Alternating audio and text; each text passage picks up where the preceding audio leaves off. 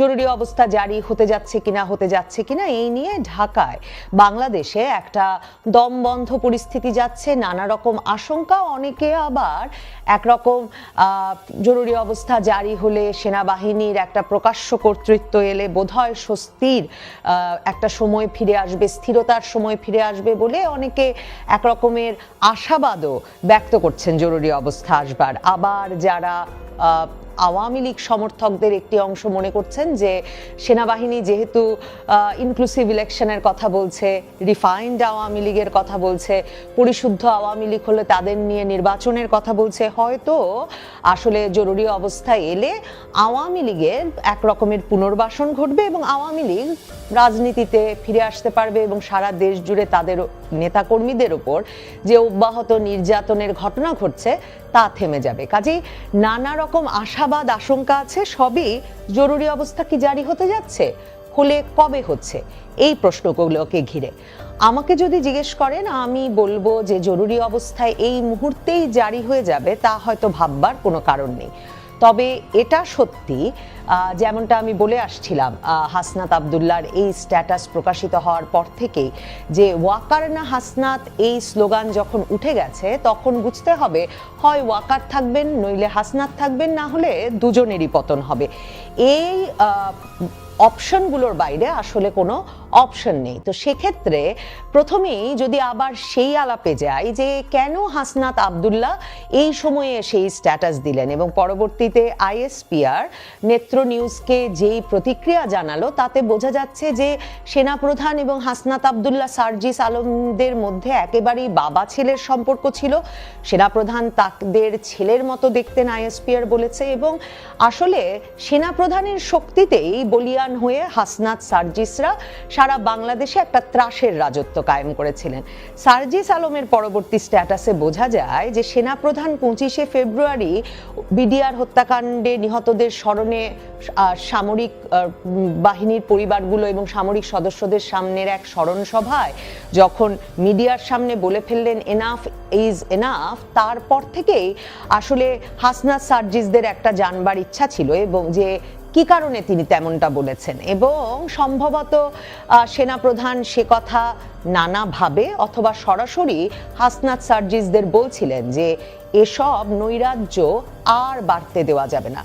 কিন্তু আপনি যাদের অনেক বাড়তে দিয়েছেন তারা বাড়াবাড়ি ছাড়া আসলে আর কোন খেলা দেখাবেন, মানে তারা গ্যালারির উদ্দেশ্যে কি খেলতে থাকবেন, মানে ভাঙচুর, লুটপাট, অগ্নিসংযোগ, দাঁত কিরমির করে কথা বলা কিংবা হুমকি দেওয়া, গুড়িয়ে দেব, ভেঙে দেব বলা ছাড়া আসলে হাসনাতের কি বা দেওয়ার আছে। কাজে এমন একটা পরিস্থিতিতে সম্ভবত একরকমের রীতিমতো দেউলিয়া হয়ে পড়ে এবং দেয়ালে পিঠ ঠেকে যাওয়ায় হাসনাতকে সেনাপ্রধানের বিরুদ্ধে ওই স্ট্যাটাসটি দিতে হলো। হাসনাতের পেছনে কি তাহলে আর কেউ ছিল? হয়তো ছিল। সেনাবাহিনীর ভেতরে যেই পক্ষটি ওয়াকারপন্থী নয় তারা ছিল, যারা সেনাপ্রধান সরে গেলে সেনাপ্রধান হওয়ার সম্ভাবনা দেখেন তারা ছিল, তারা হয়তো উস্কেছেন যে হাসনাত এমন একটা স্ট্যাটাস দিয়ে দিতে পারেন। কাজে এখন সেনাপ্রধানকে কি করতে হবে? দেখুন, সেনাপ্রধানকে আরেকটি কাজ আসলে করতেই হবে, সেটি হচ্ছে একই সঙ্গে হাসনাত আবদুল্লাহরা আরেকটি খবর প্রকাশ করে দিয়েছেন, আসিফ মাহমুদ বর্তমান উপদেষ্টা তার সাক্ষাৎকারের ভিত্তিতে, যে সেনাপ্রধান ভীষণভাবে বিরোধী ছিলেন ডক্টর ইউনূসকে অন্তর্বর্তীকালীন সরকারের প্রধান করায়। সেনাপ্রধান ডক্টর ইউনূসকে একজন কনভিক্টেড পারসন, মানে একজন অপরাধী অভিযুক্ত ব্যক্তি, দণ্ডপ্রাপ্ত ব্যক্তি হিসেবে মনে করেন, এবং মনে করেন যে বাংলাদেশের 30-40% জনগণ যারা আওয়ামী লীগ সমর্থক তারা তাকে গ্রহণযোগ্য মনে করেন না, সে কারণে তার অন্তর্বর্তীকালীন সরকারের প্রধান হওয়া উচিত হয়নি। তো এমন একটা পরিস্থিতিতে কি আপনি দেখেন যে ওয়াকার সাহেব যদি টিকেও যান, জেনারেল ওয়াকার যদি টিকেও যান সেনাপ্রধান হিসেবে, তিনি কি তাহলে ডক্টর ইউনূসকে অন্তর্বর্তীকালীন সরকারের প্রধান রেখে বাংলাদেশকে একটা স্থিতিশীল অবস্থা উপহার দিয়ে নির্বাচনের দিকে হাঁটিয়ে নিয়ে যেতে পারবেন? যেমনটা তিনি বলেন 18 মাসের মধ্যে নির্বাচন, আসলে সেটা সম্ভব হবে না। কাজেই জরুরি অবস্থা জারির দিকে বাংলাদেশকে হয়তো হাঁটতে রাখতে হবে, হয়তো জরুরি অবস্থা জারি হতে পারে, তবে তার চেয়েও যেটা আমার কাছে অনেক বড় সম্ভাবনা বলে মনে হয় সেটা হচ্ছে ১/১১ মতো আরেকবার আসলে ১/১১ সময় কি ঘটেছিল। প্রেসিডেন্ট ইয়াজউদ্দিনের কে রাষ্ট্রপতি রেখে কিন্তু একটা উপদেষ্টা পরিষদ তখন বাংলাদেশের সরকার হিসেবে কাজ করছিল। ১/১১ সময় মইনু আহমেদ গিয়ে আসলে সেই উপদেষ্টা পরিষদ ভেঙে দিলেন এবং নতুন সরকার গঠিত হলো এবং সেই সরকারের প্রধান হলো ফখরুদ্দিন আহমেদ। তার মানে জেনারেল ওয়াকারের বিশ্বস্ত, পছন্দ এবং তার যাকে মনে হবে যে তার অনুগত, তার বিশ্বাসভাজন এমন একজনকে প্রধান উপদেষ্টা করে একটা নতুন সরকার গঠিত হতে পারে। দুটো প্রতিশ্রুতি দিয়ে নতুন সরকার গঠিত হতে পারে। এক হচ্ছে আইন শৃঙ্খলা পরিস্থিতি স্বাভাবিক করা হবে এই সরকারের অধীনে, এবং এই সরকার দ্রুত একটা সবকিছু গুছিয়ে এনে একটা অন্তর্ভুক্তিমূলক সুষ্ঠু অবাধ নির্বাচনের দিকে হাঁটবে। তো এই প্রতিশ্রুতিগুলো দিয়ে সরকার গঠন ১/১১ সময় মইনু আহমেদ কিভাবে করতে পেরেছিল?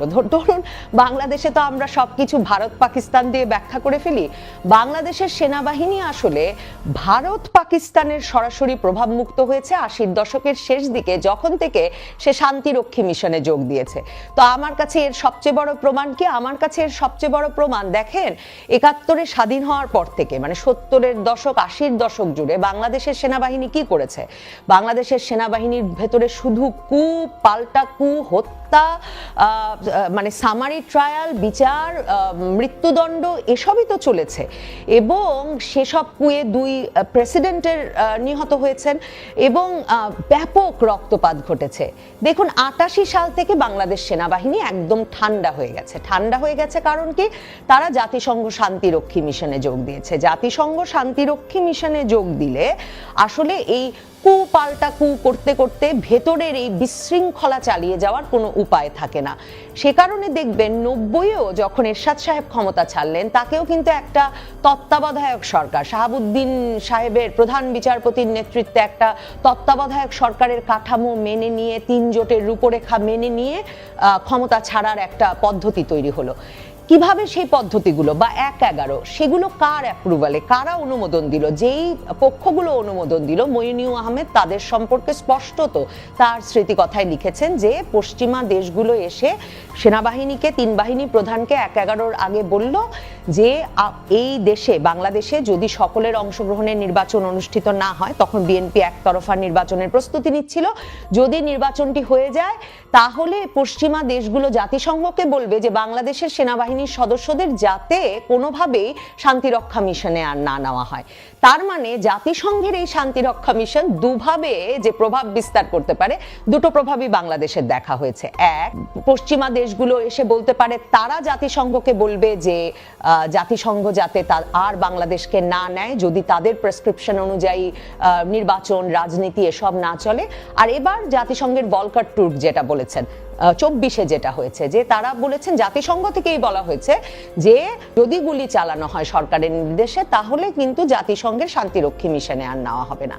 এখন সেদিক থেকে ভাবলে বর্তমানে এখন যে পরিস্থিতি, তাতে জেনারেল ওয়াকারুজ্জামানের প্রতি আসলে জরুরি অবস্থা জারির কিংবা নতুন সরকার গঠনের সকল ইঙ্গিত, সকল সমর্থন পশ্চিমা দেশগুলোর দিক থেকে থাকার কথা।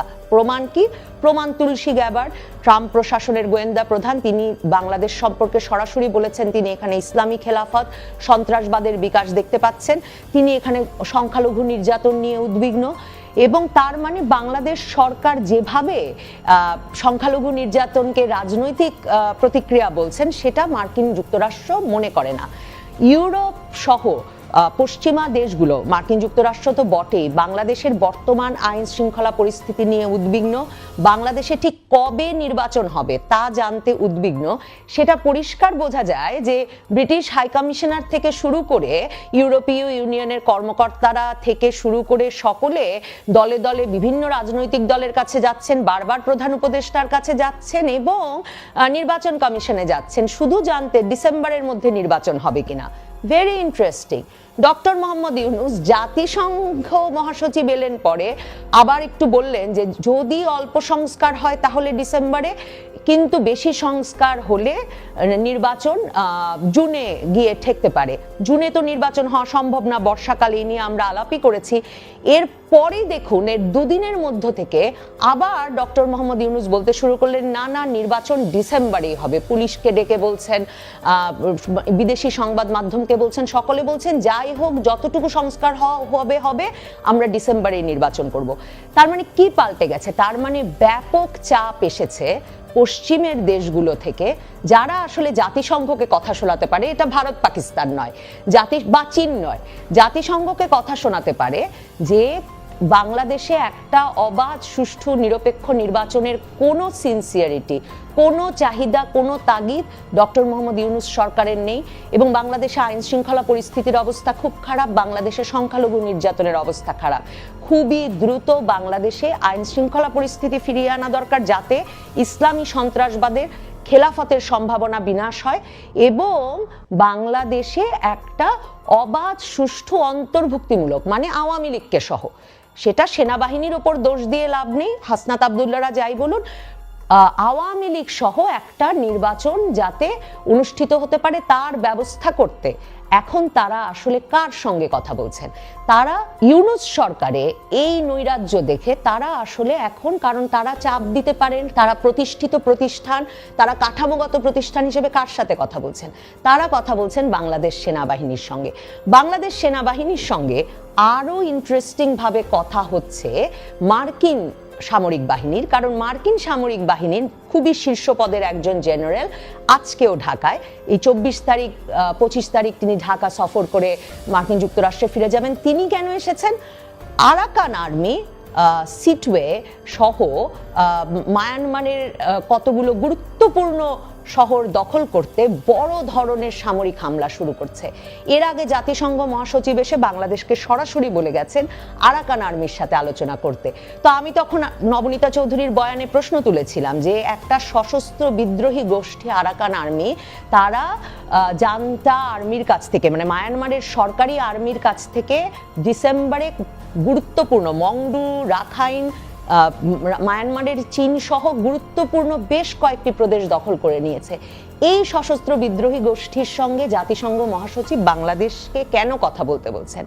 জাতিসংঘ মহাসচিব, ইউনিসেফ সহ জাতিসংঘের পক্ষগুলো আরেকটা গুরুত্ব দিয়ে বারবার চাইছে বাংলাদেশের কাছে একটা সাপ্লাই চেইন, একটা সরবরাহ চেইন যাতে বাংলাদেশ তৈরি করে বাংলাদেশের ভেতর দিয়ে রাখাইন রাজ্যের সঙ্গে। এখন মার্কিন জেনারেল যে এসেছেন তিনি আর কোনো রাগঢাক করছেন না। মানে এতদিন তো একটা রাগঢাক ছিল, আরাকান আর্মিকে সমর্থন দিচ্ছে গে, আরাকান আর্মিকে সরাসরি সমর্থন দিচ্ছে চীনকে শায়েস্তা করতে মার্কিন যুক্তরাষ্ট্র।